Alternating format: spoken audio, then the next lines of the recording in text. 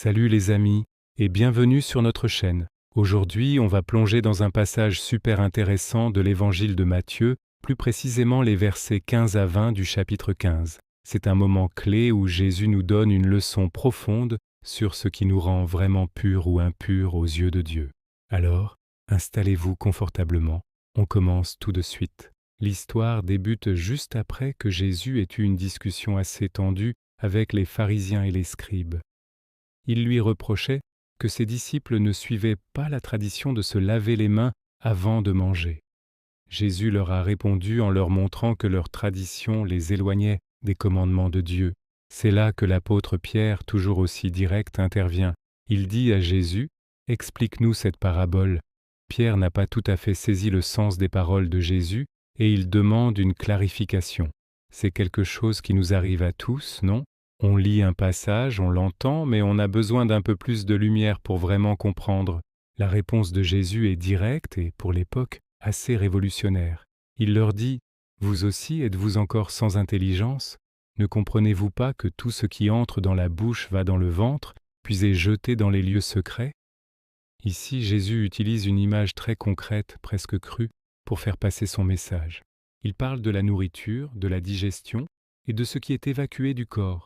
En gros, il dit que ce qu'on mange, ce qui vient de l'extérieur, ne peut pas nous souiller spirituellement.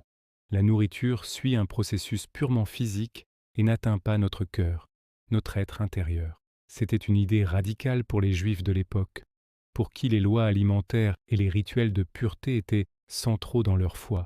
Et c'est là que Jésus arrive, au cœur de son enseignement. Il continue « Mais ce qui sort de la bouche vient du cœur, et c'est ce qui souille l'homme. » Boum! Le projecteur change complètement de direction. Le problème n'est pas ce qui entre, mais ce qui sort. Et d'où ça sort? Du cœur. Pour Jésus, le cœur est le centre de notre être, le siège de nos pensées, de nos désirs, de nos volontés. C'est la source de tout ce que nous sommes. Si la source est polluée, tout ce qui en découle le sera aussi. Jésus ne s'arrête pas là. Il donne une liste très précise de ce qui sort d'un cœur mauvais.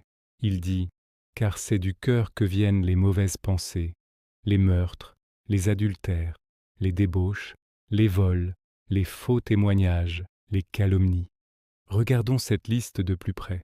Ça commence par les mauvaises pensées. C'est la racine. Avant l'acte, il y a l'intention, le désir mauvais qui germe dans le cœur.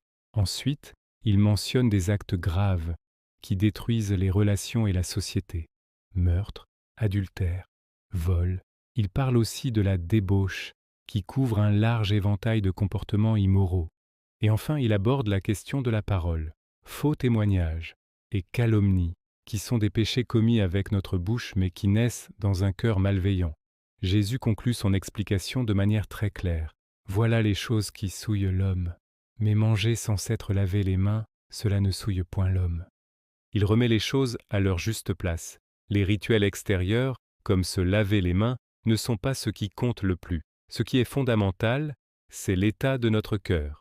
On peut avoir les mains les plus propres du monde, mais si notre cœur est rempli de haine, de jalousie ou de mensonge, alors nous sommes impurs devant Dieu. À l'inverse, on peut oublier un rituel, mais si notre cœur cherche sincèrement à aimer Dieu et notre prochain, c'est ça qui a de la valeur. Ce passage est tellement pertinent pour nous aujourd'hui. On vit dans un monde qui met souvent l'accent sur les apparences, sur ce qui se voit à l'extérieur. Mais Jésus nous invite à faire un examen de conscience, à regarder à l'intérieur. Qu'est-ce qui habite notre cœur? Quelles sont les pensées que nous cultivons? Quelles sont les paroles qui sortent de notre bouche? Est-ce que nos actions reflètent un cœur purifié par l'amour de Dieu? Ce texte nous appelle à une authenticité profonde, à nous concentrer sur la transformation de notre être intérieur plutôt que sur des règles extérieures. C'est un défi, mais c'est aussi une invitation libératrice à vivre une foi sincère et centrée sur l'essentiel, un cœur tourné vers Dieu.